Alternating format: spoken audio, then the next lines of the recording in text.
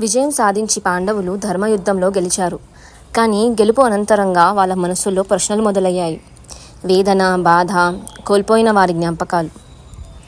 శాంతిని స్థాపించేశారు. ప్రజలు సంతోషంగా జీవించారు.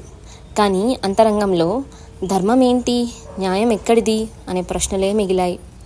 కాలం గడిచింది. వారు రాజ్యాన్ని పరీక్షిత్కి అప్పగించి తుది యాత్రకు సిద్ధమయ్యారు. గర్వం, కోపం, అహంకారం అన్నిటినీ వీడి నిశ్శబ్దంగా హిమాలయాల వైపు నడిచారు.